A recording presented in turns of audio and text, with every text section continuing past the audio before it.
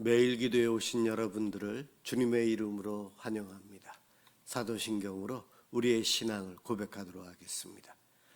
전능하사 천지를 만드신 하나님 아버지를 내가 믿사오며 그 외아들 우리 주 예수 그리스도를 믿사오니 이는 성령으로 잉태하사 동정녀 마리아에게 나시고 본디오 빌라도에게 고난을 받으사 십자가에 못 박혀 죽으시고 장사한 지 사흘 만에 죽은 자 가운데서 다시 살아나시며 하늘에 오르사 전능하신 하나님 우편에 앉아 계시다가 저리로서 산자와 죽은 자를 심판하러 오시리라. 성령을 믿사오며 거룩한 공회와 성도가 서로 교통하는 것과 죄를 사하여 주시는 것과 몸이 다시 사는 것과 영원히 사는 것을 믿사옵나이다. 아멘. 하나님께 찬양을 드리는 시간입니다. 시편 69편 14절에서 29절까지 합독하도록 하겠습니다.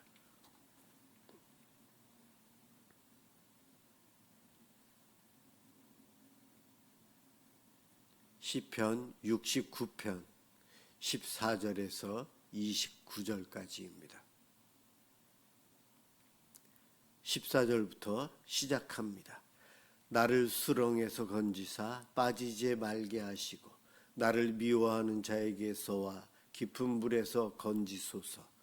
큰 물이 나를 휩쓸거나 깊음이 나를 삼키지 못하게 하시며 웅덩이가 내 위에 덮쳐 그것에 입을 닫지 못하게 하소서. 여호와여, 주의 인자하심이 선하시오니 내게 응답하시며 주의 많은 긍휼에 따라 내게로 돌이키소서. 주의 얼굴을 주의 종에게서 숨기지 마소서.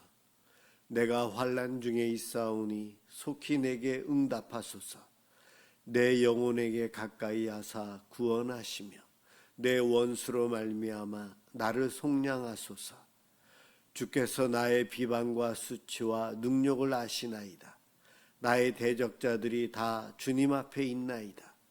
비방이 나의 마음을 상하게 하여 근심이 충만하니 불쌍히 여길 자를 바라나 없고 긍휼히 여길 자를 바라나 찾지 못하였나이다.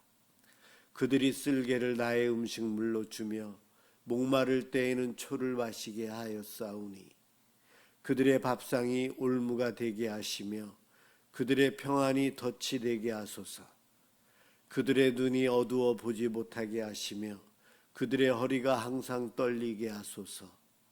주의 분노를 그들의 위에 부으시며 주의 맹렬하신 노가 그들에게 미치게 하소서. 그들의 거처가 황폐하게 하시며 그들의 장막에 사는 자가 없게 하소서. 무릇 그들이 주께서 치신 자를 핍박하며 주께서 상하게 하신 자의 슬픔을 말하였사오니 그들의 죄악에 죄악을 더하사 주의 공의에 들어오지 못하게 하소서. 그들을 생명책에서 지우사 의인들과 함께 기록되지 말게 하소서. 오직 나는 가난하고 슬프오니 하나님이여 주의 구원으로 나를 높이소서. 아멘. 오늘 함께 볼 하나님 말씀 요한계시록 14장 14절에서 20절입니다.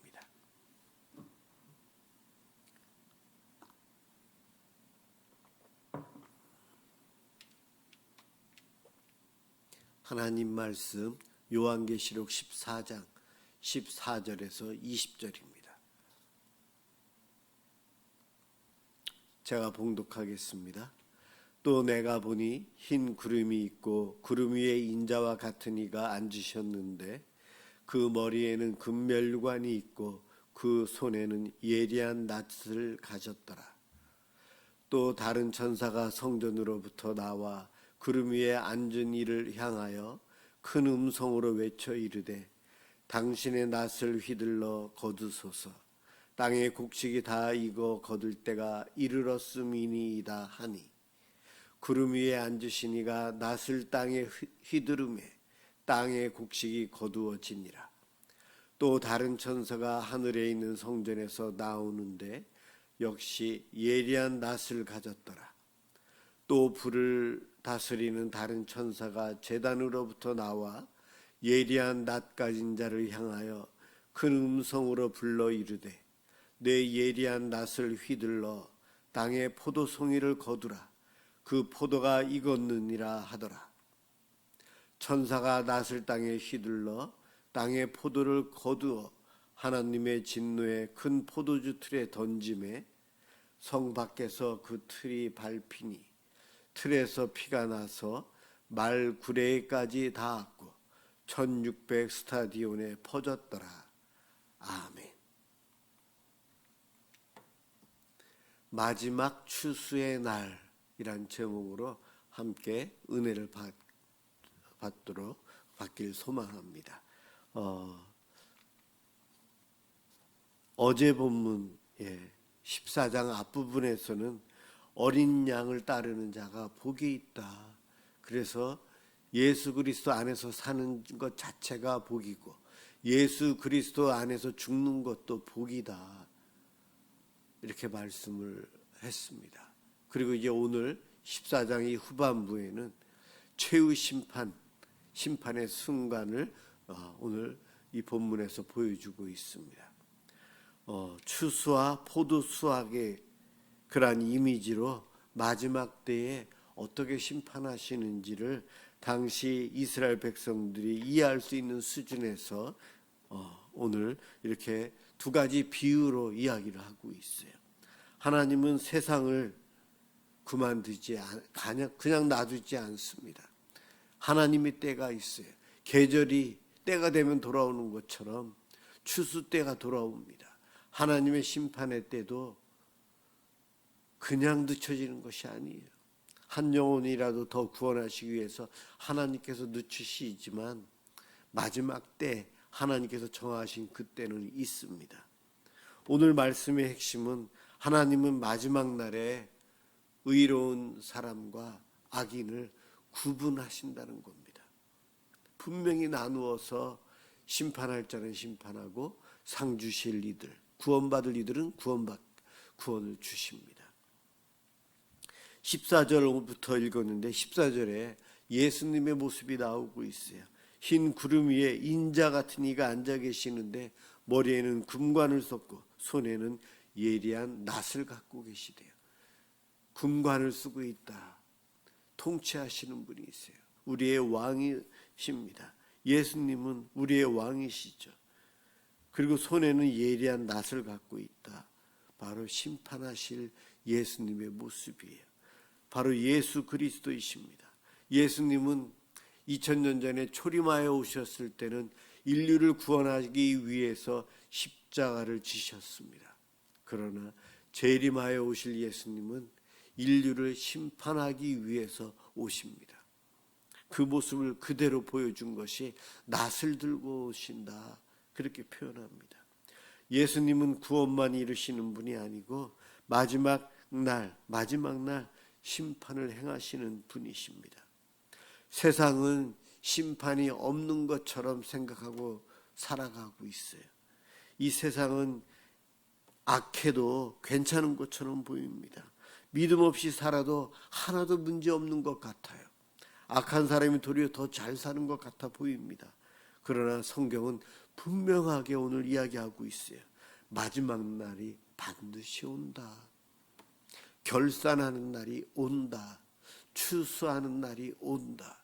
심판하는 날이 있다. 이야기하고 있습니다.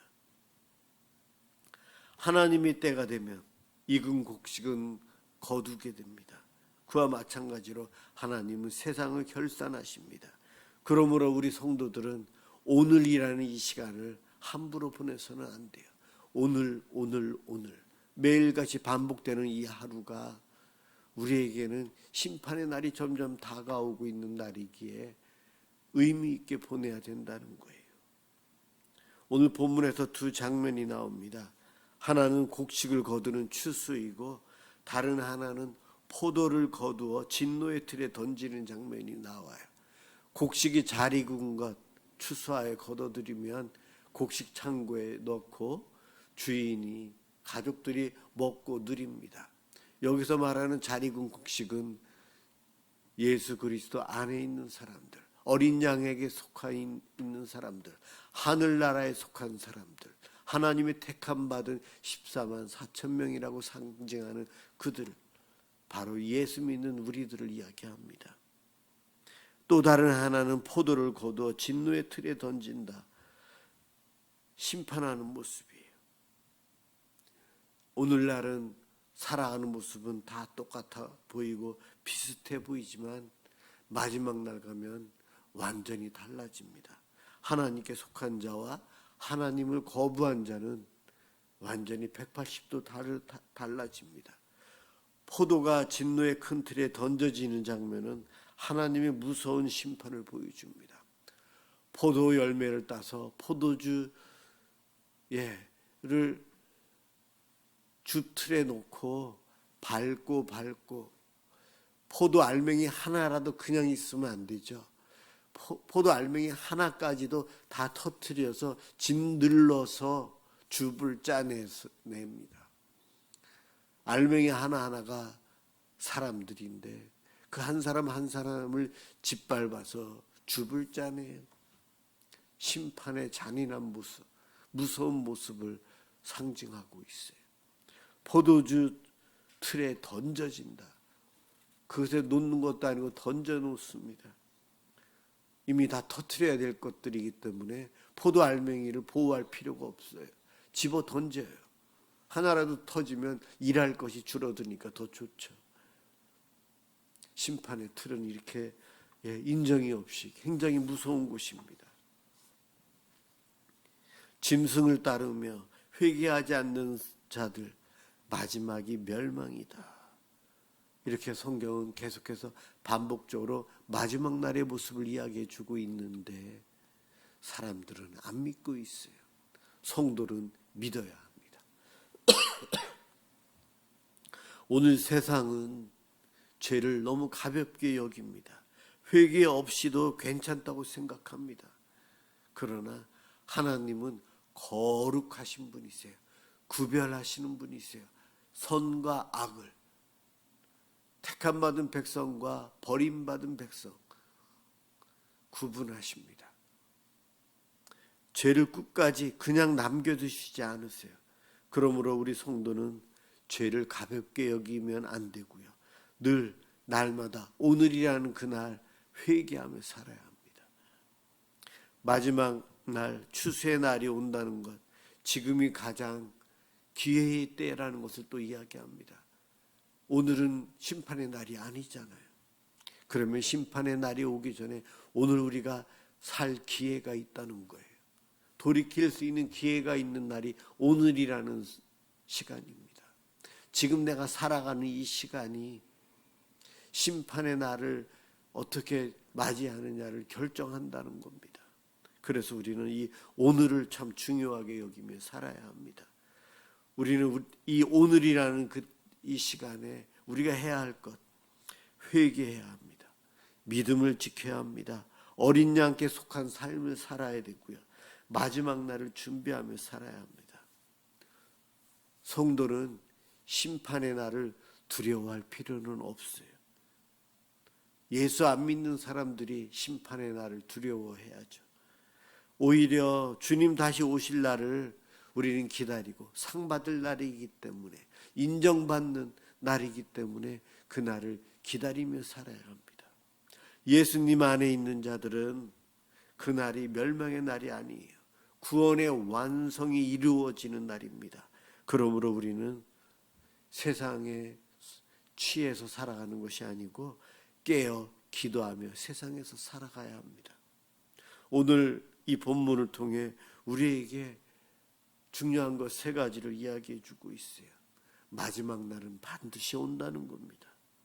그리고 하나님은 자기 백성과 악한 사람을 분명히 구분하신다는 겁니다.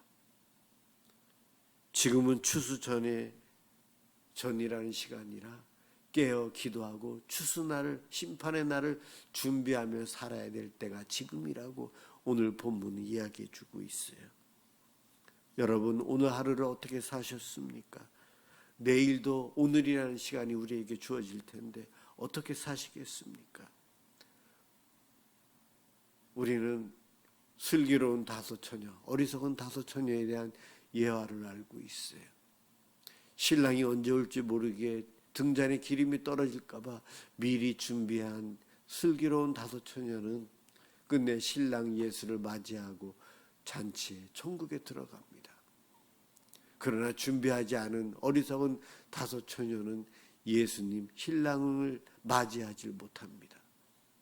이 땅에 살아가는 우리들, 예수 믿고 신앙생활하는 우리들이 신랑으로 오실 예수님, 심판주로 오실 예수님을 맞이할 준비, 등잔에 기름을 준비하며 살아가는 모습이에요. 그렇기 때문에 우리는 종교행위가 아닌 예수님을 맞이할 준비를 하는 지혜로운 자로서 날마다 기도하며 예배하며 회개하며 살아야 합니다. 내가 이만큼 해서 상 받는다가 아니고 주님을 맞이할 준비를 하는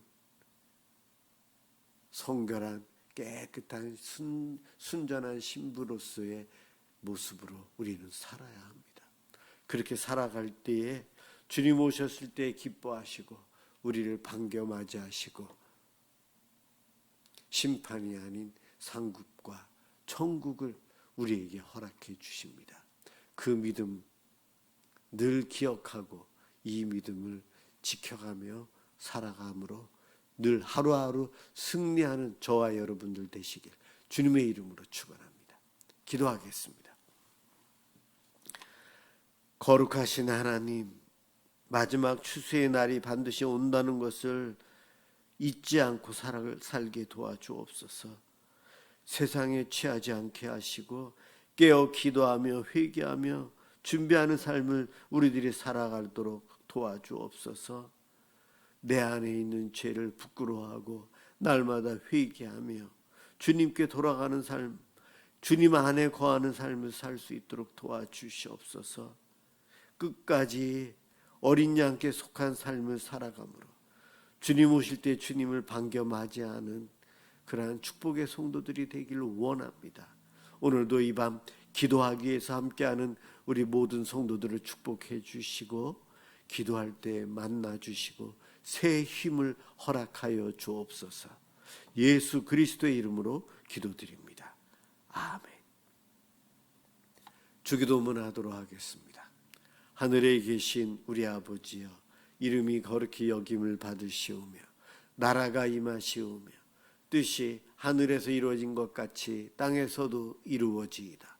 오늘 우리에게 일용할 양식을 주시옵고 우리가 우리에게 죄 지은 자를 사하여 준 것 같이 우리 죄를 사하여 주시옵고 우리를 시험에 들게 하지 마시옵고 다만 악에서 구하시옵소서. 나라와 권세와 영광이 아버지께 영원히 있사옵나이다. 아멘. 오늘은 우리의 이웃을 위해서 함께 기도하도록 하겠습니다. 기도합니다.